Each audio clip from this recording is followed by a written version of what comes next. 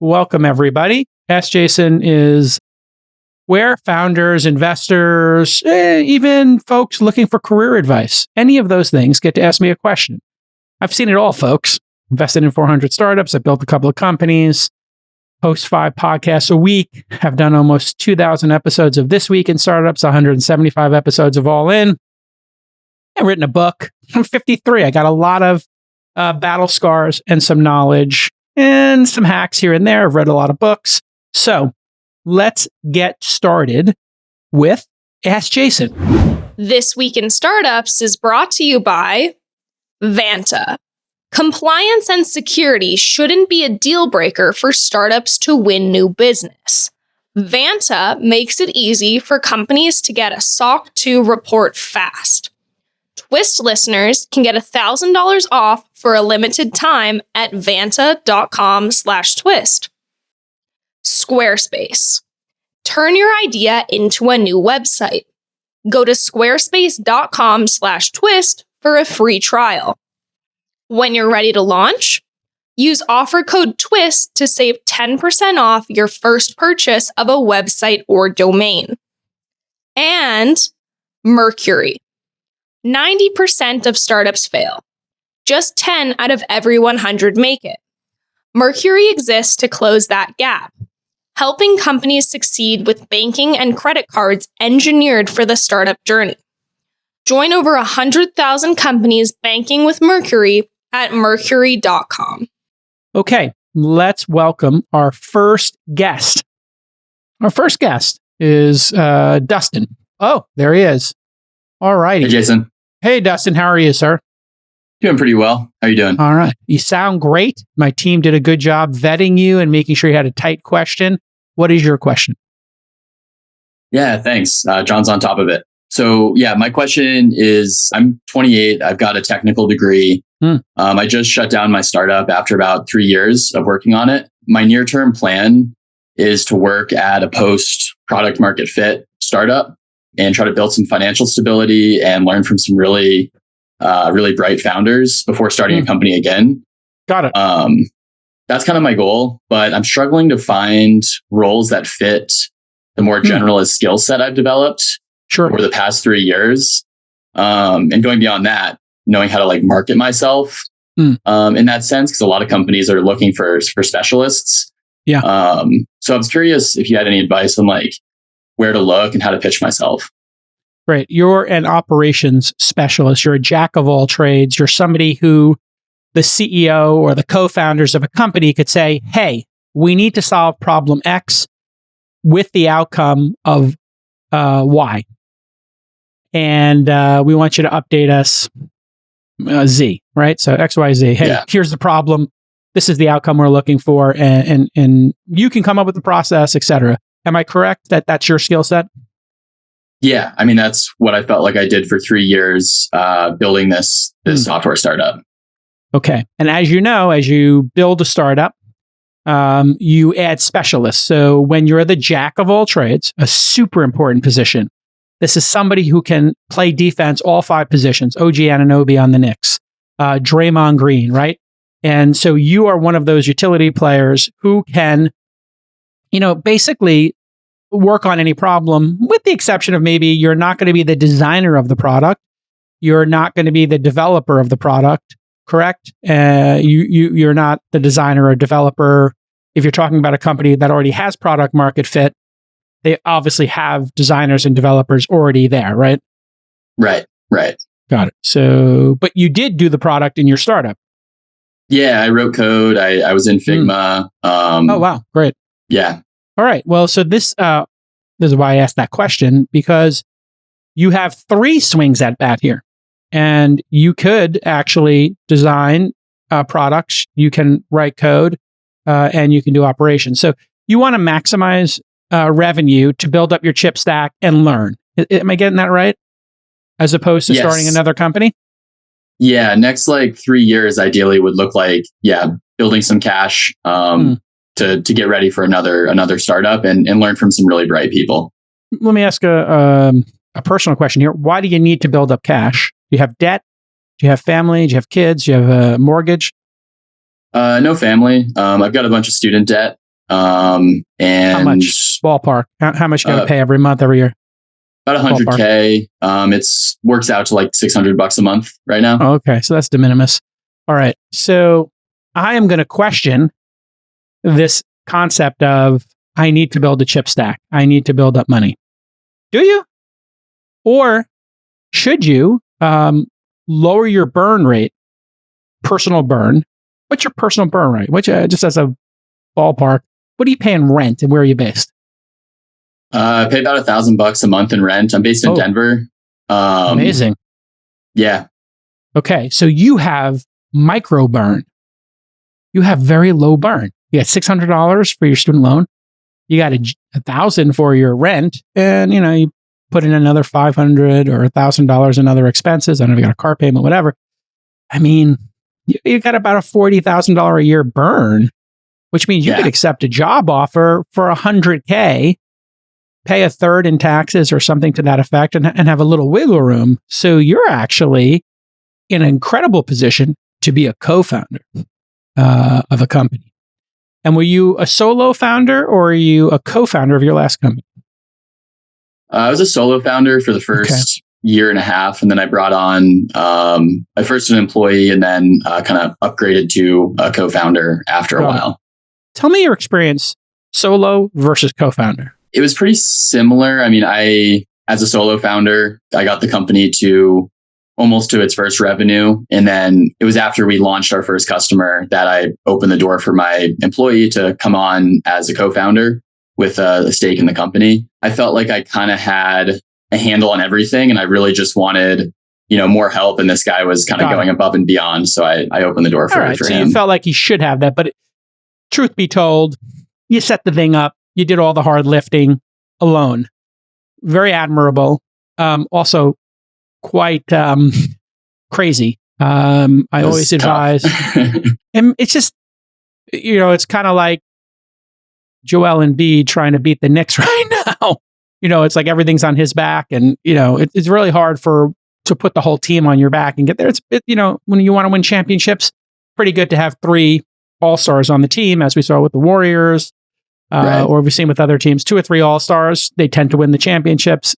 Not since Michael Jordan have we seen, or Kobe maybe, people be able to put a whole team on their back. It's just rare, and it requires a lot of luck, etc. So, okay, I want to ask, what is the thing you learned during your startup process? A marketable skill, a technique, a category. Let's just chew the fat here. But what were 3 things you learned and you became an expert on inside your startup that you weren't an expert on before your startup necessarily, or maybe you had some expertise, but you really sharpened the blade there. In other words, superpowers, things you got really good at. Yeah. I think so. We were a construction SaaS tool. Got it. And I did all of the implementation and training, going out in the field and literally teaching guys how to use iPads before I could even teach them how to use our software. Okay. And so being a translator between some really blue collar personas and, Silicon Valley engineer types, was something I got really good at in that period of time. So you developed a skill at taking a complex product and getting it in the hands of customer and making sure they were successful with it. And you were fearless about this. You didn't have a fear in talking to those customers or embracing them. No? No, we did over. Yeah. I mean, there was fear for sure, but I knew it was absolutely critical. And we did over 100 customer discovery interviews. We were tracking down any job site we could get on, just going up and talking to people. Did you enjoy it? Yeah. Got it. Yeah. So you were initially scared of talking to your customers, and then you got great joy from it, right? Yeah. Once you start to build relationships and get into the world. Okay. So customer interviews, figuring out the ideal customer profile and what they need in a product is something that you've gotten really good at. Okay. Let's put a pin in that. Listen, a strong sales team can make all the difference for a B2B startup. But if you're going to hire sharks, you need to let them hunt, and you can't slow them down with compliance hurdles like SOC 2.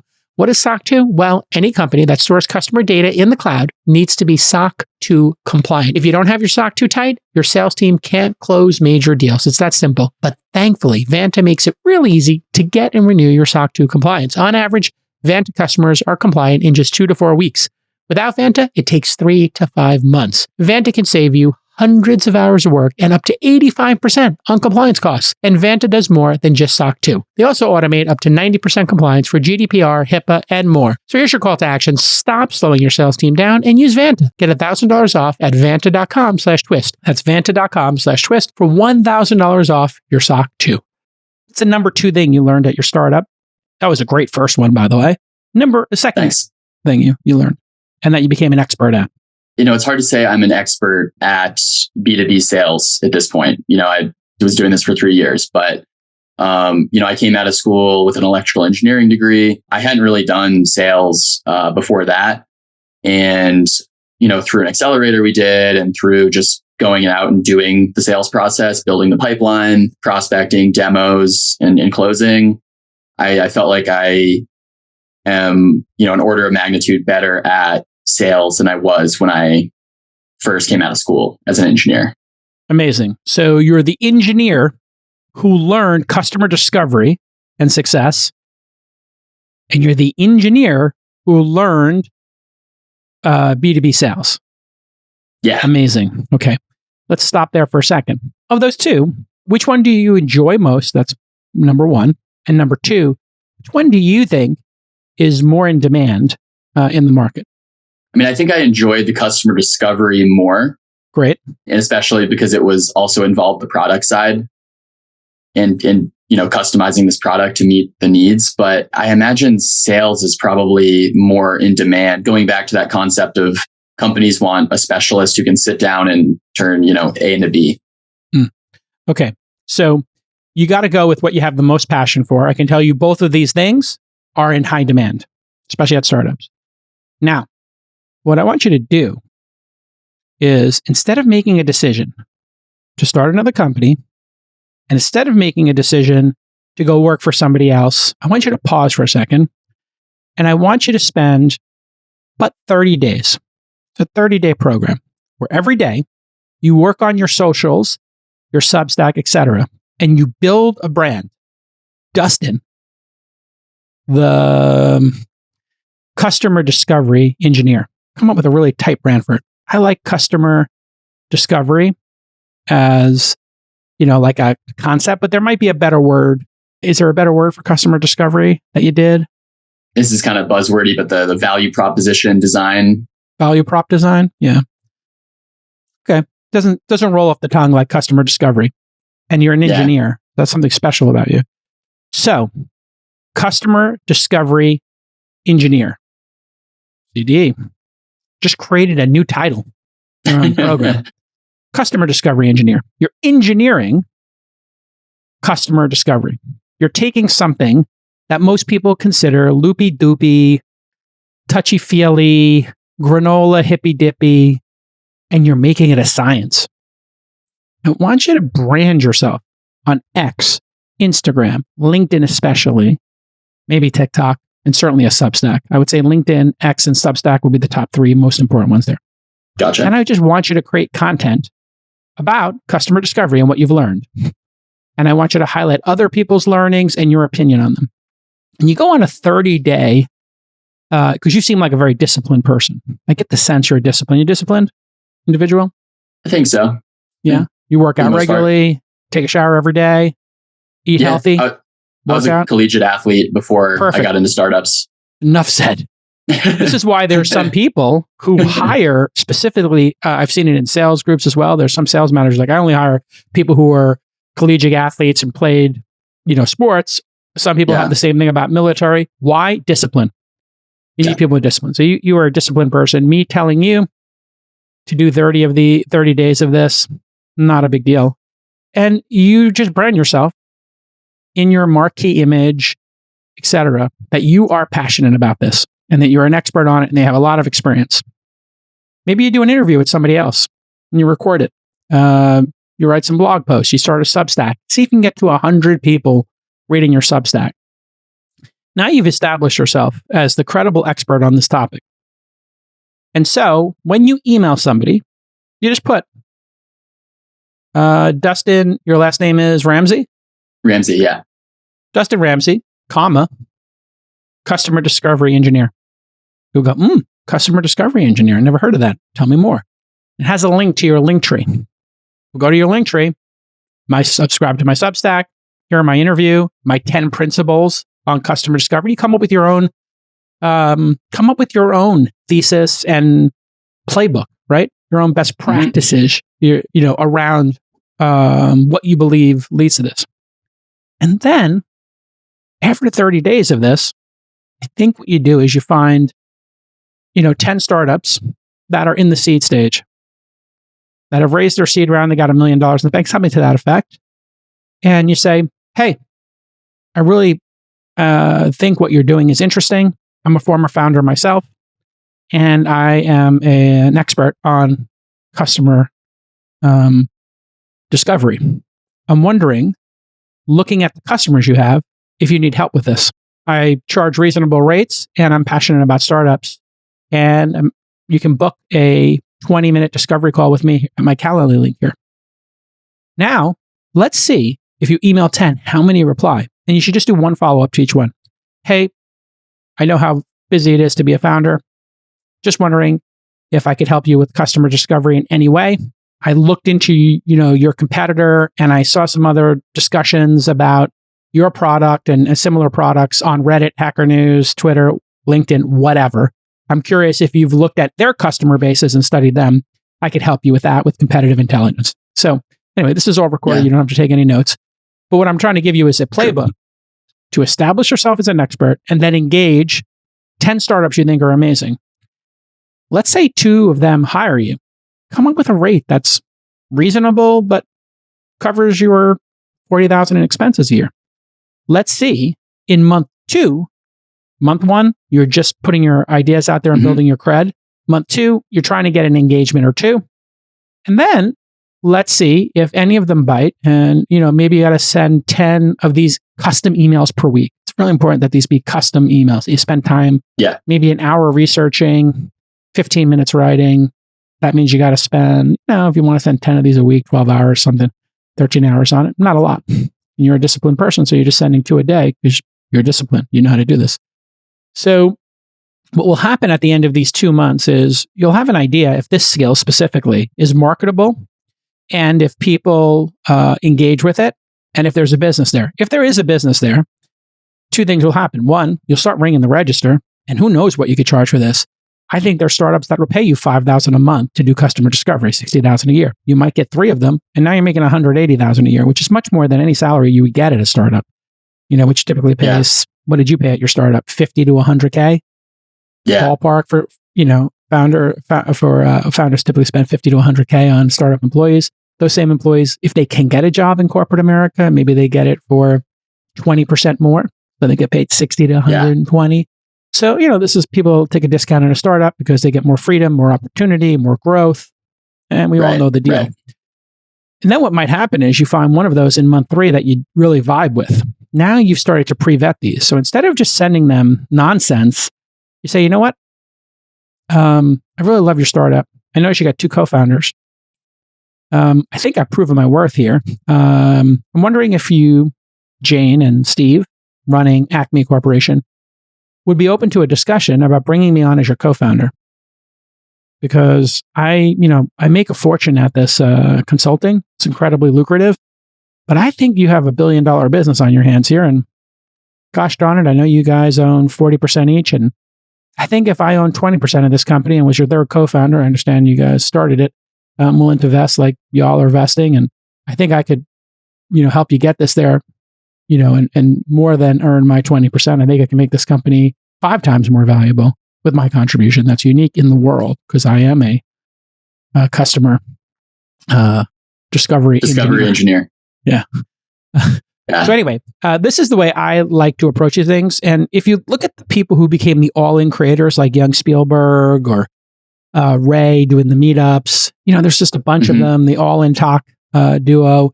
There were a bunch of people who did work on spec that wound up making big careers out of it because they got attached to a rocket ship, that podcast. Yeah. What you could do here is, attach yourself to one of these rocket ships. And the fallback is you're making your own schedule. You've got 3, 4, 5 customers paying you, 2, 3, 4, 5,000 a month. And every time you get a customer, you raise your fee, 50%. See what happens. The first customer might be 2,000 a month. The next one's 3. The next one's 4. The next one's 5. The next one's 8. And then you just stop accepting customers. And then you raise the prices with the lowest one. You say, hey, I'm getting 8,000 a month now. I charge you 2. I got to bring you up to 6. I'll still give you a 25% discount. And you start firing customers.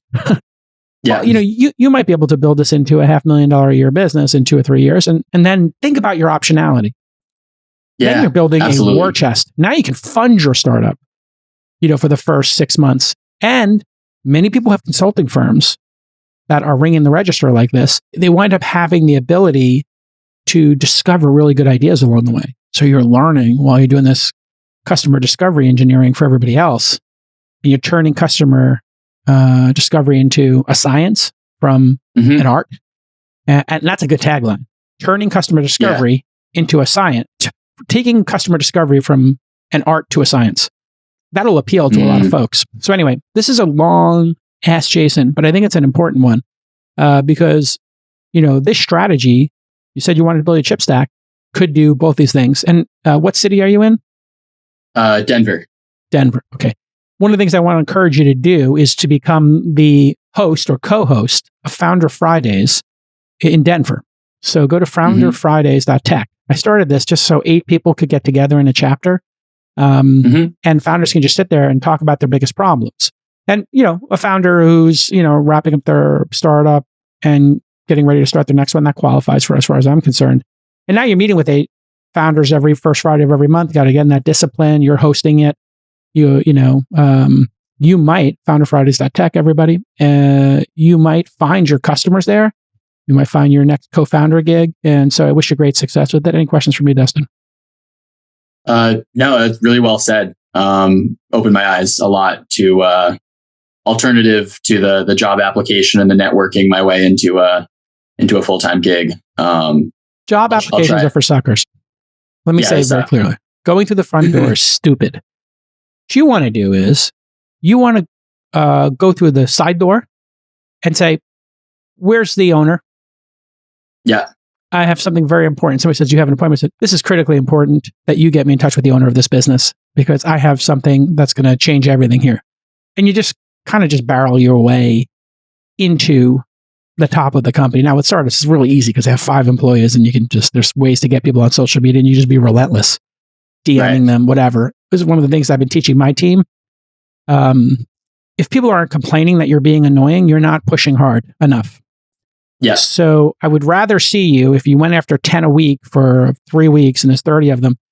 If you're not getting 4 or 5 people saying, unsubscribe, stop emailing me, I'm not interested, you didn't do your job. You didn't push hard enough to get the meeting. And you should just say, listen, I noticed you opened the email, but you didn't choose to book a meeting. Here's a 10-minute Calendly link.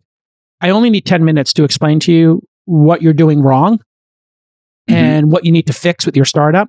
And I'm happy to do that for free.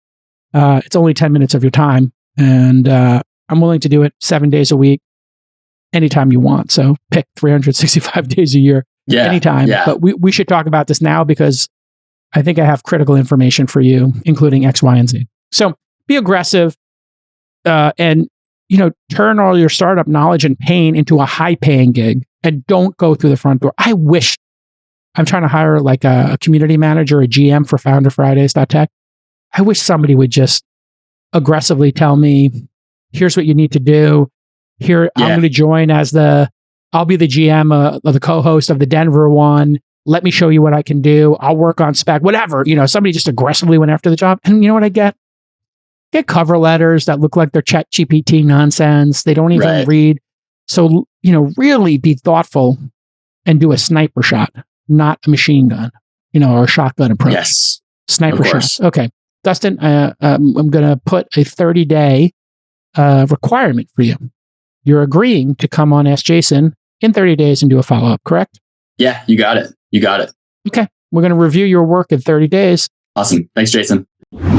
Hey, startups, you ever notice how successful businesses are constantly evolving? Well, that's because they add fresh features to get their customers excited. And that's why I am all in on Squarespace, and you should be too. Squarespace is adding new features and revolutionizing their platform all the time. I've told you this before. This includes powering all their tools with AI, you guessed it. And one of my favorites, this is incredible, is Blueprint AI. Yes, it's their guided design system for building a new website. It's fast, it's custom, and it's built specifically for your business needs. They've put over 1 billion design combinations at your fingertips, so you get an online presence that's unique to your brand. We used it to build our own Founder University website. The process was so simple. We were prompted through a series of questions, and then Blueprint AI took control, tailoring everything to our preferences, from website structure to the color scheme, very important for me, and from design elements to font pairings. I love fonts, by the way. It's just one of the things I'm into. Boom. Within minutes, we had a sleek new website ready to go live. So check out squarespace.com/twist for a free trial, and make sure you try this Blueprint AI tool. It's amazing. And when you're ready to launch, go to squarespace.com/twist to get 10% off your first website or domain purchase. That's squarespace.com/twist.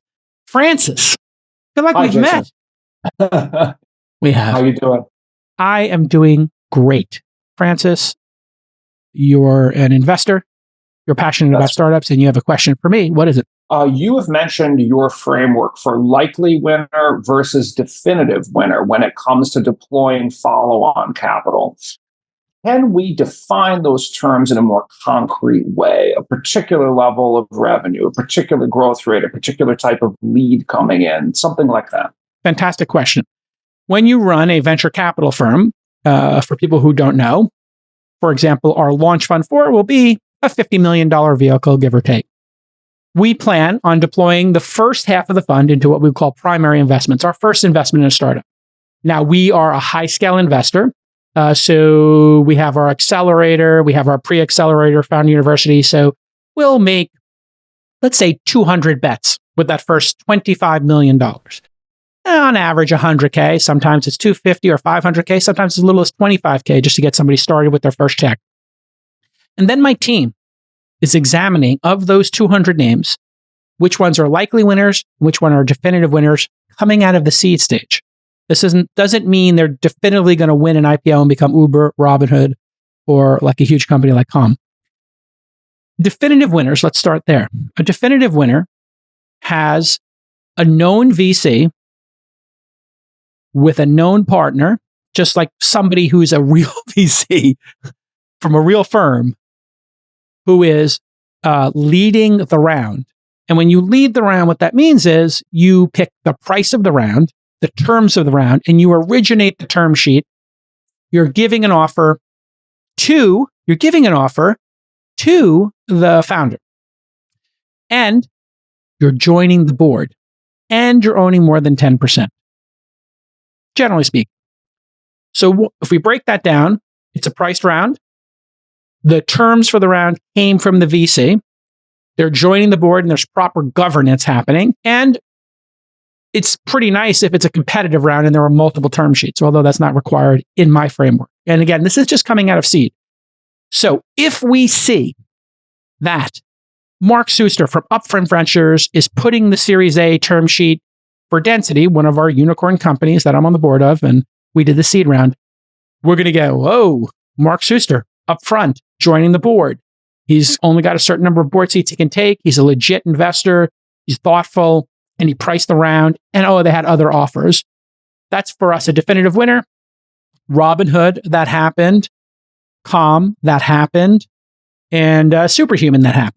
So we had 4 unicorns come out of the first launch fund 1, $10 million vehicle, 4 unicorns. In all 4 of those cases, there was a definitive lead. They joined the board. They priced the round. They sent a term sheet, etc.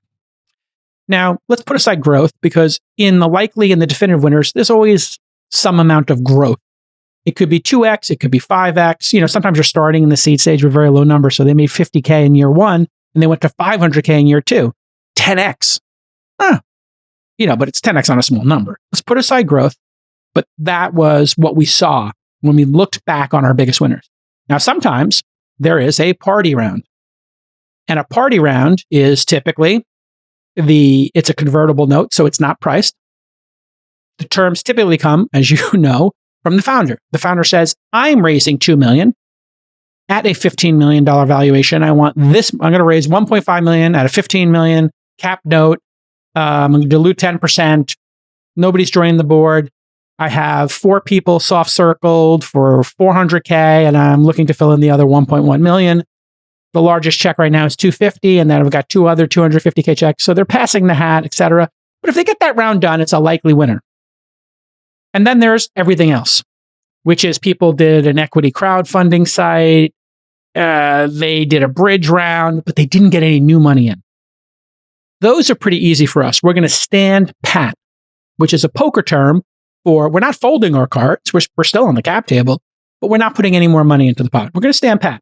We might get a little diluted if you raise some money, but we want to wait and see because we can only invest in 1 out of every 20 companies. We're going to take those 200 and maybe pick the best 10 to 30, depending on the quality that comes out of it, to get additional funding. Definitive winners, we want to back up the truck. Likely winners, we want to keep our pro rata or at least place a bet, maybe a little less than pro rata if we own 10%. Maybe, we get diluted 1 point and we get down to 9% and we put an extra 50K in instead of getting diluted down to 8.5%.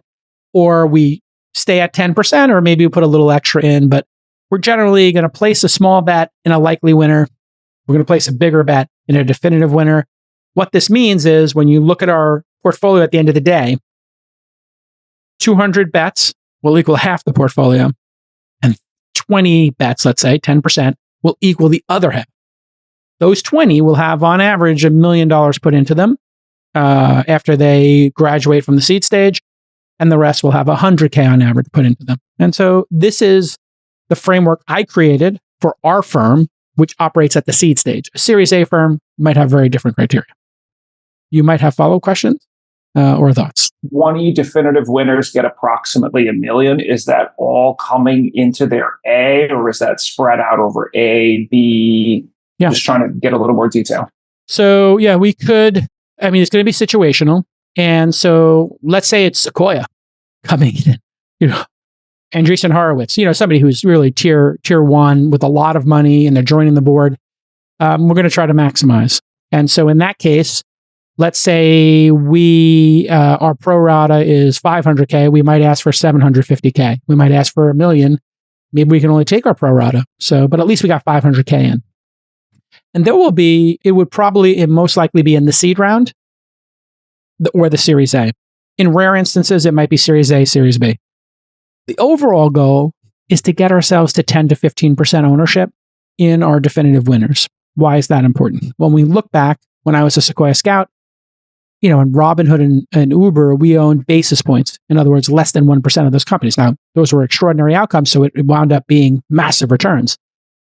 Then when we got to our Fund 1, we owned, I think now we own 2% of Superhuman, 5% of Calm, 5 or maybe 6% of Density. And so we were able to get up into, let's say, low single digit numbers.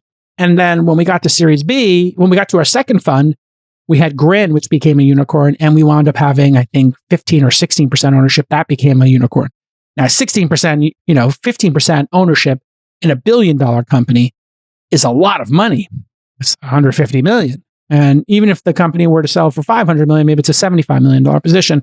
And so what's really important, because you and I operate in a power law business, is that when you see something could be in that power law category, a company that is a category leader with high gross margins and is growing violently, you got to back up the truck because they're rare. And you know what? We didn't in Fund 1. In Fund 1, we did 109 names. We didn't do follow-on funding.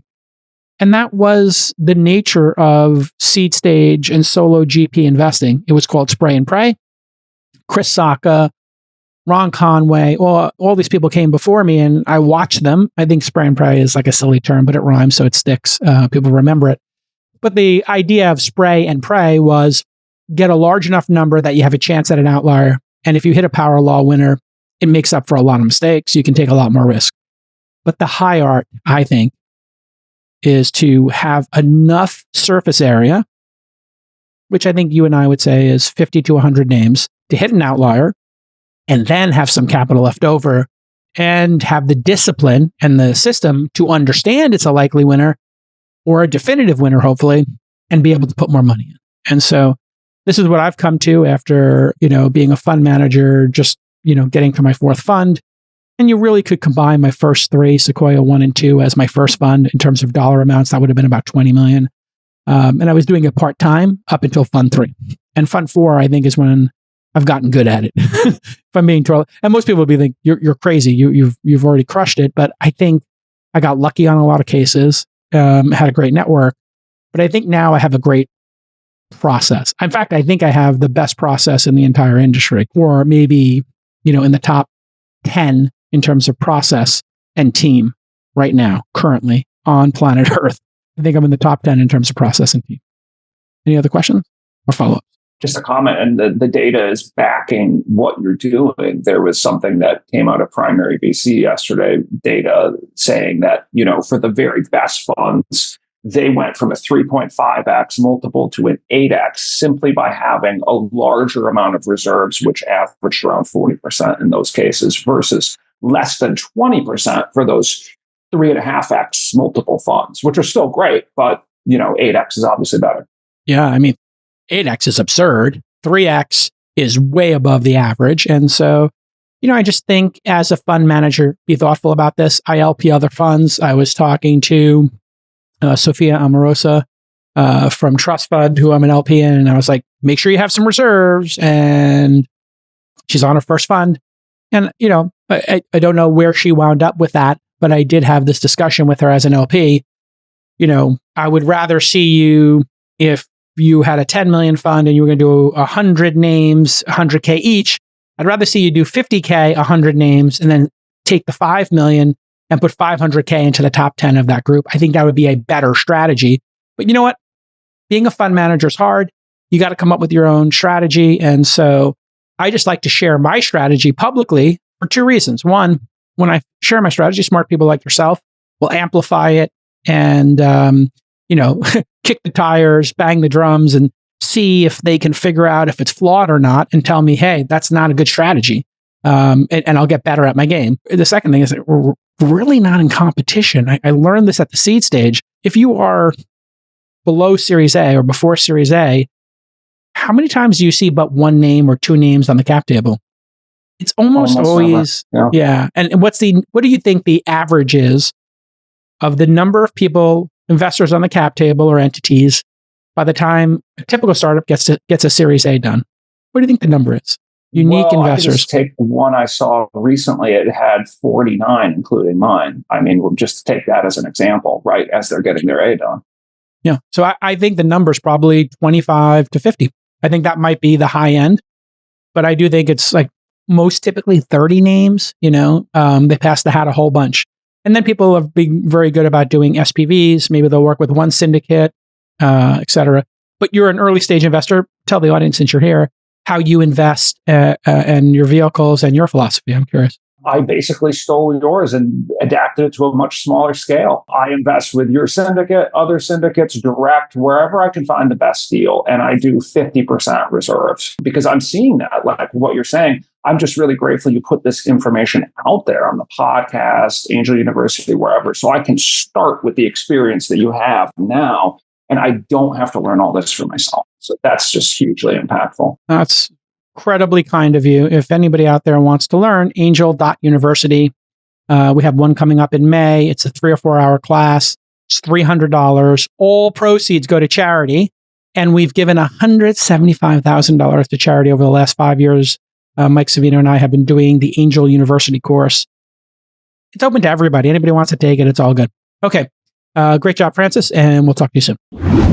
Being a founder can be overwhelming. Don't I know it? I get those phone calls on the weekend. Sometimes people are a little overwhelmed. They need to talk to Jake Al. They got my phone number. I know the reason why. There's 100 different things you're responsible for. You got to take care of your office space or remote workers, HR, software, raising money, product, customers. It never ends. And I know you just want to focus on your product and your customers. Well, fortunately, Mercury is here to help simplify your banking and finance operations. Complete any banking task in just a few clicks. Streamline your operations integrations with real-time data from your bank account. And they've got an amazing interactive demo right on their website that lets you explore all the tools and how it works. With Mercury, you're going to pay bills faster, you're going to stay in control of company spend, and you're going to speed up reconciliation. The end result is the precision, control, and focus your startup needs to transform how you operate. Join over 100,000 startups that trust Mercury for financial excellence, growth, and of course, the community. Mercury, the art of simplified finances. Apply in minutes, mercury.com, and start transforming your startup's journey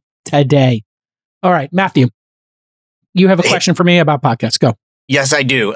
So this is about sponsorships and ads. My main podcast, Law Subscribed, has 2 sponsors already, but as it's grown over the last As it's grown over the last 3 years, I've had other opportunities come my way, but they're not aligned with the niche of the pod. My current sponsors are. Twist has some of the best alignment with its sponsors, products that help entrepreneurs with their businesses. But I've noticed a few times you've gone outside that. Nuts, mattresses. I wonder, is it about the size of the bag, which I kind of imagine was a giant bag of macadamia nuts, or was the trade-off, with the lack of brand alignment, worth it? I'm curious to know what the numbers have shown as I get those opportunities. Yeah. So, for people who are doing consumer products, they want a low CPM. They want to hit a large number of people. So if it's Audible, which I am passionate about, I'm a platinum member for Audible for 10 years, which means I've spent $2,000 with Audible. It's some of the best $2,000 I've ever spent. I get 20 credits or 25 credits per year. Anytime anybody mentions a book on the podcast to me at a restaurant, I just buy it.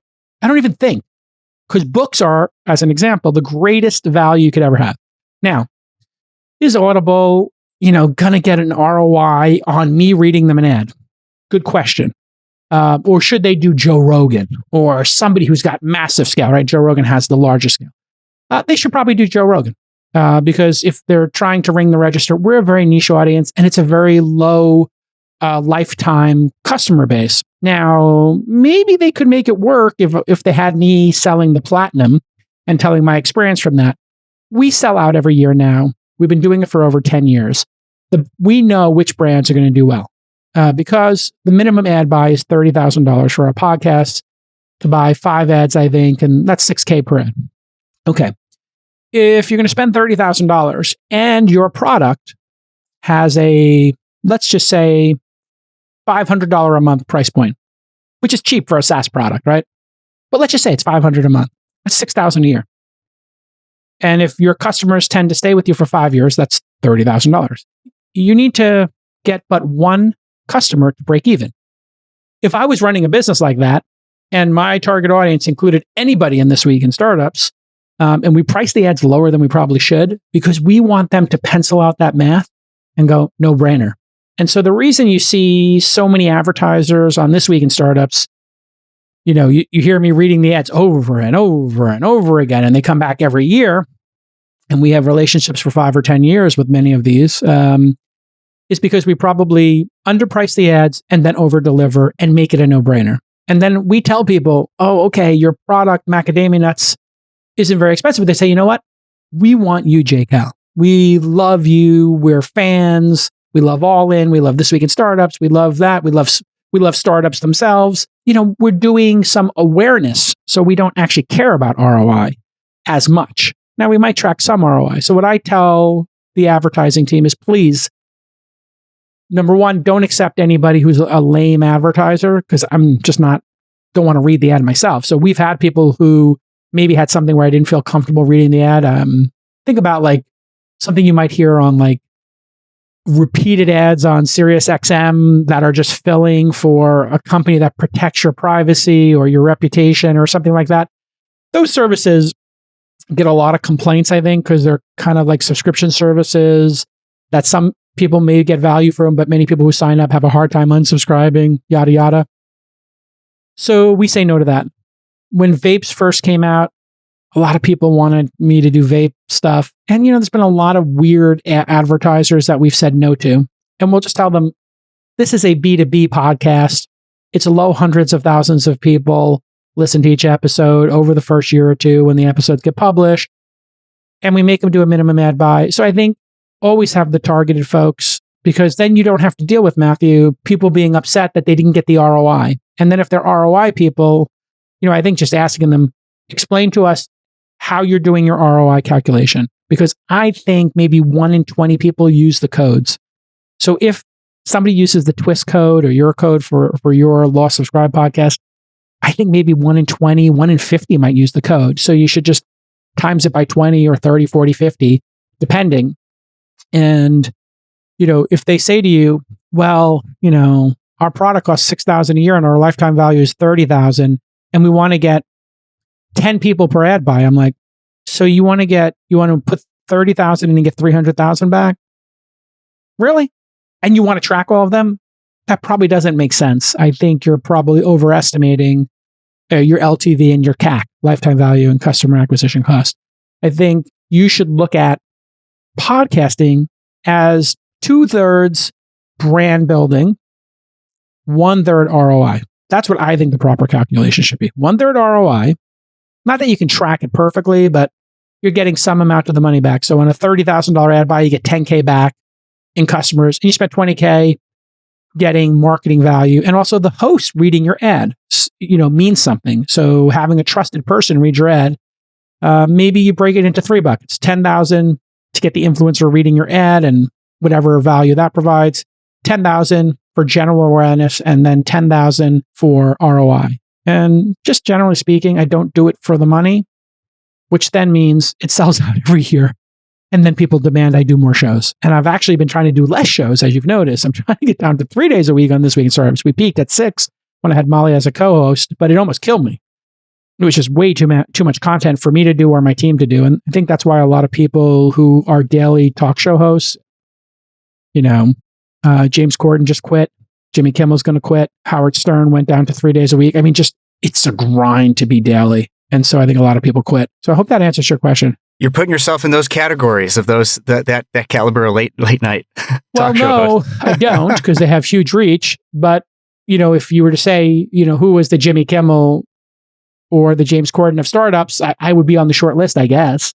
So I think you have to understand what the natural audience is of your podcast. So for yours, Law Subscribed, it obviously has to do with law. Lawyers, it has to do with the subsection legal technologists. Okay, so it might be very niche. 5% of lawyers, 10% of lawyers. Any lawyer who hates billing by the hour. But so that's all of them. But realistically, right now I'm at around 300 listens an episode. It's been growing though. It started with 5, and I knew all of them. And so it's growing, and since it's very niche and there's brand alignment with the sponsors, they're happy, I'm happy, my listeners are happy, and as I get some random company or even I don't know if you've had this, but people want to pay me to be on my podcast, and I don't know about how I feel about that either. No bueno. Yeah, just set them to ads. It doesn't scale. Then the audience just going to tune out because they don't feel you have objectivity. Already, I think the audiences have adjusted to this, but I'll tell you, 10 years ago, when I would read an ad, people would think it would compromise my objectivity. Because the first advertiser on This Week in Startups was this search engine that Microsoft was launching called Bing. And we were their launch partner when they launched Bing, Bing, Bing. And I used to do these ads, Bing, Bing, Bing. And they said, do whatever you want in the ads. I mean, this is the early days of podcasting 12 years ago. And I would just pull up the Bing search engine. I'd say, hey, let's look at the Bing search engine. Let's do a couple of searches compared to Google searches. And look at these cool features they've added that Google doesn't have. And they just trusted me to do that. And I just picked a number for the ads. I think I told them it was $1,000 an ad or $2,000 an ad. And they weren't even buying it for that. So what you really need to do is pair your podcast with a newsletter and, try to give some value with the newsletter between episodes. And then you can really grow it. And then you should also think about subscriptions for it because you have professionals. But the great thing about doing a niche podcast in the stage you're at right now is you could literally email it every week programmatically, like with an assistant or something, or a $10 an hour outsourced person doing 10 emails from your account or from an account you create with your name on it saying, hey, I'm Mathew. I have a podcast. It's about law. I did 5 episodes so far. I thought you might be interested into it. You can subscribe here. It's a one-time email. Don't worry, I'm not adding you to any list. But if you want to be on a list, you can go here. I'm curious if you have any thoughts on these topics or if this is of interest to you or any friends, hit reply and introduce the pod to your other friends. I'm really having a good time doing it. Like just a simple email like that, you might add 100 people a week or 10 people a week, 50 people a week. One of the nice things to be in year one of your podcast like that, but just focus on the content and connecting with the audience. I'm now going backwards and trying to figure out who the top 1% of the audience is for This Week in Startups. We're in our 13th year, I think, and we're almost at 2,000 episodes. So I like the idea of trying to own the relationship with the 1%. And that's why we invested in a company called River that was doing the all-in meetups. And now they're doing Tim Ferriss's meetups, My First Millions meetups, the Blueprint meetups, Bology's meetups, and This Week in Startups meetups. I'm actually hiring a full-time or half-time person to manage our meetups. founderfridays.tech. You can go and check that out. There's an equivalent for you, Mathew. So I think email and in person, you didn't ask this question, but I'm just giving you a little mentorship as a podcaster.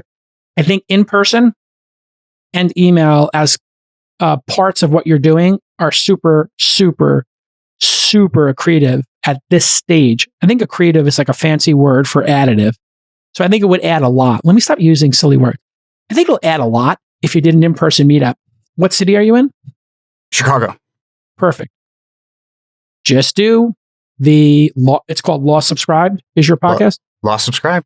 Just say Law Subscribed is doing a monthly meetup in Chicago, the first Friday of every month. We're inspired by JCal.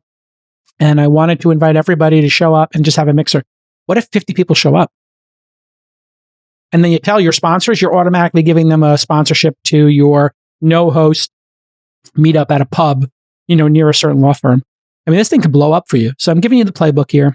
In-person drives online, online drives in-person. Email is a bit of glue, especially in those legal spaces, to make things grow and to have a direct relationship with your audience. Because you don't have a direct relationship with your audience by podcasting because you just have an RSS feed. How did I do, Mathew? Rate my advice here. 1 to 10. Me rate your advice? Yeah, go ahead. Rate it. You're having me do this live now, too? Why not? I'll give you an 8.5 out of 10. Ah, I see. You're giving me room to improve. Mm-hmm. Any follow-up questions for me? No, that was great. Thank you, Jason. All right, my brother. Good luck podcasting. Remember, sound quality is everything. All right, great job. And let's take our next caller. I love doing this. I love doing Ask Jason. I could do this every week. I love hearing what your challenges are in your career, your startup, your podcast, your life. And I like giving advice. So let's just keep going here. Ask Jason. Ask Jason. Jason David. Wait, pick a name. You want to be Jason or David? How do you want me to refer to you? I'm Jason. You can be JCal. Okay, great. All right. But your last name's David? Yeah, I got two first names. I'm going to call you Mr. David. Mr. David, like Larry David. You have a question for JCal? Go ahead, JD. I do. When I sent it, I didn't realize it was a crucible moment in our startup, but we are working through the standard, I guess you'd call it cold start issues in building our hard side of our network, which is the first product of 3, which is a network of independently owned gyms that we need to build up so we can move forward. So our product is a network marketplace, but our customers are paying us for world-class marketing and advertising. So my question is, should we continue to focus on the low-cost growth and traction initiatives, or because of our value prop to our customers and that money or VC money would be spent on advertising, which would also double as customer acquisition costs, should we look to push for a seed round as a way to accelerate growth? Whereas most startups would spend the money to kind of build awareness of their product. It is our products. Okay, great. You're trying to decide if you should go the venture route, you should put jet fuel into your startup. Let's understand a little bit more of your startup. Who is your customer? Our customers are independent owners of, I would call it, community coaching focused gyms. Got it. One other thing I would say, we did, I think, answer this question and kind of went all in. So I'm really hoping to tell you what we did to see what you think. Okay, so some person owns a gym in Venice, California, or in Brooklyn, and they do CrossFit or Pilates or yoga, and they've got a small personalized gym. And then what is the product that you provide them with? Well, right now we started with a radio ad The next one was going to be a billboard, but we kept running into. What does the billboard do? What does the radio ad do? You drive people to their business? Yeah. So if you imagine, you hear a commercial that says, "Come to this amazing gym for us," right? You go to the website, which is our MVP, and then you click on it, and it shows you the nearest ones to your location. Got it. Okay. So this is an arbitrage business. Like my friends, I was the first investor in a company called Thumbtack. And Thumbtack was a very interesting business because Thumbtack, would take a request for painting a house, and then they would find 5 painters to give you a quote, and they could buy ads, search ads, display ads, etc., for people looking to paint their house, to get a plumber, to whatever project was popular, garden, pool, whatever. And they could acquire a customer. They could acquire a click for a couple of dollars, turn it into a profile of a job, painting this house in, Palo Alto, pretty expensive houses there. And then they could sell that lead for $30 to 3 different painters and arbitrage it for $100. So you're kind of like Thumbtack in that way. An arbitrage business, these things tend to print money if you can figure it out. So my question is, have you figured it out in your pilots now? Have you figured out the profitability of this? You buy the radio ads, and then how many people come to the website? And then, what do you wind up charging for those visits to the subsequent websites? We have a 3-tiered pricing plan in place. It starts low, then it goes a little bit higher, but it stays very low for what our customers are used to paying for advertising. We have 10 customers. They love what we're doing. However, it's really difficult to tell all of our customers, like, hey, we're going to do this amazing thing, which they're already happy with what we're doing, but we need to scale it. And what I mean by that is, along the way, we've kind of built in what I think is kind of a once in a lifetime opportunity for a CMO to come in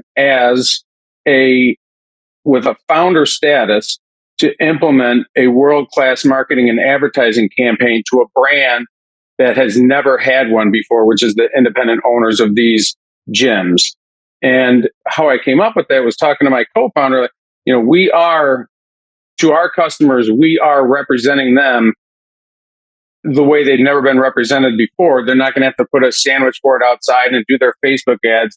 Our vision is Super Bowl commercial, F1 car, Joe Rogan podcast, that sort of thing. So we think that the right CMO can come in, will see exactly what we're doing, understand that they will be given the keys to essentially a brand new car with a freshly minted I think copyright. Right now you're worried about things that come later. I think you're still in the experimental phase. So I'd encourage you, instead of thinking about CMOs, F1 cars, and VC, let's put all that on the not right now board. So you write it down, but it's not right now. And I think what you have to think about is this a venture scale defensible business? And as presented, I think this is a money printing LLC that 1 or 2 people who are really good at this kind of arbitrage, or maybe a team of 5, can build a business that generates $10 million in top line revenue and drops, 40% to the bottom line, and the founders just chop that up amongst them. Because this is an arbitrage style business. You're going to try to get people to a landing page and then send their traffic to a bunch of folks and hopefully bring them customers. There was a business in Chicago that did this named Groupon. Now, they used a different device than you. Their device was like these cheap tickets to get into, was unbelievable that you could take a yoga class for $5 instead of $25. They just got the wrong customers. It kind of broke businesses because those people then wrote bad reviews. But I think, for this to scale, any VC who's going to look at this is going to think, this is more of an agency style business. And I think they would be correct in looking at it as such. It's not a platform yet. And so I think that's going to be the big decision here is it an agency business? Is it a platform that can scale? And I think you're going to have to figure out, is this the best group of customers to do this? Are you bringing them more customers than ever? Or should it be a software platform where, you figured out how to do it for small gyms. Maybe you could figure out how to do it for other categories. Maybe there's a better category. That's why I think you're still in the experimentation and triangulation phase. I would put off raising money and just do experiments in which, you can figure out where the most arbitrage is. And there were people who've done this, like, I don't know if it's like 1-800-DENTIST or something like that, but I think some people figured out like dentist appointments were a really good place to do this, or hair salons, somewhere where the ticket price was even more than a gym. And so I would keep running these experiments and then figure out, is this actually venture scale? Is it a software platform where anybody can come in and use the platform? That's what VCs would be interested in working on with you, if it was a platform. If you had a 30,000 conservative estimate beachhead market for your first product, and that 30,000 customer beachhead market created a $30 million ARR, additionally, 50,000 customers for the secondary product of that beachhead market, and then each market was scaled individually at the same cost. That's how we're looking at it. Yeah. So, it will really be in a VC's estimation if this is a low margin business or a high margin business. And is it a software-based business that's unique and innovative in the world? Or is it just a web-based business and more of a service type business? And right now, I think to become to be perceived as a platform, what they would be looking at is like HubSpot, which is a platform for, small businesses to manage customers and the customer journey. Is it like HubSpot? Or is it more like hiring a local agency to do radio ads for you? And right now, it kind of tips towards the latter as the former. And for it to feel more like a platform, that means people show up at it, they sign in, they participate without a salesperson having to talk to them. And, it kind of grows and anybody can use it for whatever they want to try to do it for. Like YouTube. YouTube grew because YouTube was a platform, people didn't look at it like a content business. So when YouTube first started, there was one group of people in the venture capital community who looked at YouTube and said, it's a content business. We don't do content. It's like CNN. It's like Vice. It's like Engadget. It's like any other content business. And then some people looked at it and said, no. They're going to let anybody upload a video. They're going to sell ads against all of the videos. And then they'll figure out the psychographics and the keywords in the videos, and they'll start matching the ads to it. And it's a platform. Anybody can use it for anything. You could do cooking recipes. You could do a podcast. You could do a bird's nest of an eagle's nest with a video camera on it. And so VCs tend to want to be in platforms. They don't want to be in service businesses. They don't want to be in content businesses. So you kind of fall into the services thing. And so I think that's what you got to figure out. If you had a highly fragmented market that was being top-down fixed in terms of that and, the consistency, that sort of thing. And then as the market grew, as your product grew, and then at scale, which we practice on each additional market, once it's a national ad campaign, then you have all of that revenue can be taken from one market or all these different markets and applied to one single market, which is the national campaign. And at that point, that's when we would look at adding the other two products. But we have to follow the chasm rules, which we can't just sell our full product to our end customers unless we have, some long-term consistency in what we're doing and fix the fragmented market that we're trying to fix. Yeah. I think you got work to do. And I think send me the links and let me take a look at it. And I'll give you some further feedback offline. Great question, Perfect. Mr. David. Perfect. Okay. Well done. Thank you. Douglas, you're on. You have a tight question for me. Go. Yeah. Hi. Thank you very much for your time. My question is, we're a young startup with a lot of really solid traction, but we're having trouble selling ourselves against some of the sizzle of other startups of similar lifetime, really focus on AI. We have a lot of traction, but our product, we don't focus on AI. How can we separate ourselves versus that when it comes to pitching investors and other valuable customers? Tell me about the startup. Who are your customers and what's the product? to use our formal pitch, we build premium experiences and revenue models for independent brick and mortar businesses so they can use that as an upsell to their customers. The less sexy pitches, we sell fast passes or Patreon for your favorite local bar, coffee shop, restaurant, but more like flower shops, hobby stores, bookstores, these businesses that are like important and people, they love to go walk over and experience that. And yeah, it's a great idea. Membership programs and subscriptions for local businesses. I've heard a pitch like this about a dozen times over the years. Of course.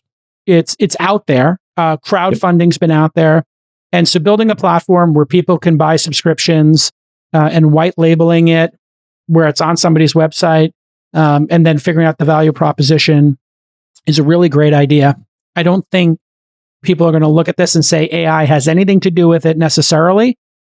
What they're going to look at it and say is, what do your customers say about you after 3, 6, and 12 months of using your product? How many of them are successful using it? How many of them churn? That's really what you need to get focused on because this is one of those ideas that's been out there for a while. And because it's a software business that is trying to help small businesses. A lot of people in the venture community don't like those businesses, but I mentioned HubSpot earlier. HubSpot and Shopify figured out how to help small businesses, and then those small businesses grew into medium-sized and sometimes even large ones. But the point here is, how many customers, how many pilots have you done so far? We have 31 customers with an LOI of another dozen. Okay, so LOIs are letters of nothing, never bring them up again. That's for weak entrepreneurs, so never bring them up. They basically mean you're focused on getting people to soft commit. In a startup, there's no time for soft commits. Let's go for the real one. So of the 31 that you have in pilot, how many are paying you? All of them.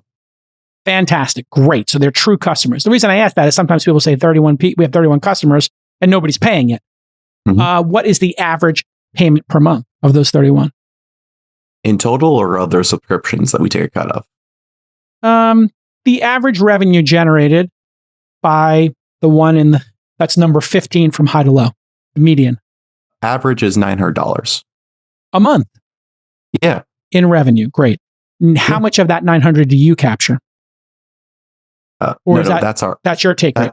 That's our take. Amazing. So you're making $10,000 per customer. You got $300,000 in revenue. About that. Yeah, you figured something out clearly. Yeah, I think it's a market opportunity mostly. Yeah, the owners are younger and they're familiar with the business model. Great. Describe for me the number one business in the platform. You can say the name or not, depending on if you have permission or you want to. But describe the number one customer in terms of their success with it and how it's changed their business. We have a very nice restaurant in a highly walkable suburb of SoCal, and their average head per ticket was about $50. And they're really struggling because rent was going up, labor costs were going up, and they needed something to sell on top of that. And further, despite all their experiments, they were really getting burned out by food delivery software and other software aimed at this stuff. They just wanted to focus on their customers. We came in and said, hey, why don't you offer this membership product to your best customers? And they realized, instead of like offering discounts or like value ads that these customers care about them. They bought gift cards during COVID because they were so afraid this business would go out of business. They realized they could turn the membership into an upcharge because their customers can only eat so much beef and drink so much wine in a night. But the idea of buying a membership, the membership can include things like, hey, first table available every time. No, never wait in line. Or take the... What was the number one reason their customers signed up for the membership? So there were three primary answers we got. One, people who just were looking for somewhere consistent, whether they could take customers or friends out. So, hey, the perk of no reservation required was really sexy to these people. So seated first, fast pass. Yeah. Is what they got. So they can be a hot shot when they come in. They pay. Yes, but what was the amount they pay on average?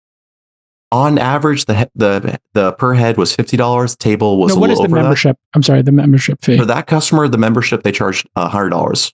Perfect. So there were people in the local community who pay $100 to be treated like royalty when they came there. And so all they had to do there was reserve a couple of tables just in case those people came out. And it sounds like they were struggling anyway. And so they got 10 people to do this, 50 people to do it, 100 people to do it. They converted a little short of 4% of their overall customers. We have currently 17 recurring customers from that location. So they're making $1,700 a month.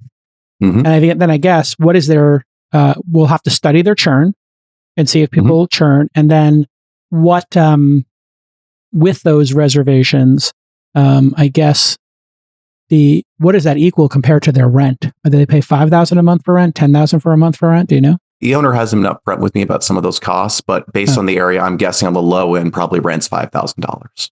Right. So you may have covered 30% of his rent with this. And then, it costs them nothing to include dessert or wine in a subscription. Hey, you get like a special appetizer, you get a special thing. I think this is amazing. And the question is, can you replicate it and can you grow it? So I think you got a great business. It has nothing to do with AI. I think most people are going to think that this business is small. You're not going to get a lot of love from the VC community necessarily. But what they will judge it on is how is it growing? What do the customers say? The churn rate. So you've now moved into metrics and you're going to have to prove the value of the business. So I think you're in the prove it to me model. Have you raised any funding? Not a penny. Amazing. That's amazing. Congratulations on that. The fact that you got it here, you should come to an incubator or an accelerator. That's a great way to get $125K into the business, Y Combinator launch, Techstars, etc. Or you could try to do a seed round and try to raise but $250K and then figure out if you can take that 17 subscribers up to 50, etc. and figure out, who the great customers are here and just keep delighting them. How do you do customer discovery? How do you find out how you're doing from your customers? Do you have any techniques? Yeah. So originally we were heavily focused on restaurants and bars. We went for this kind of like the best restaurant on the block sort of thing. Would we really aggressively pitch that customer? But if we could pick them up consistently, would have a quarter of the time to pick up the other establishments in the area. But when we kind of had this moment of like, well, if we're doing a bar and we're doing a bar and restaurant, why can't we do a coffee shop? We're doing a coffee shop, why can't we do a bakery? If we can't do a bakery, why can't we do a deli? And then from a deli, why can't we, like of all things, like the jump from deli to barber shop and then to hobby stores just kind of came out of nowhere. As people who approached us when they heard about the product are like, hey, can we use it? We thought, sure. And while the membership costs are lower, the consistency, the ease of the accessing those customers are what's interesting. Our discovery, I think, was we focused on owners who were familiar with the product. So we started tapping.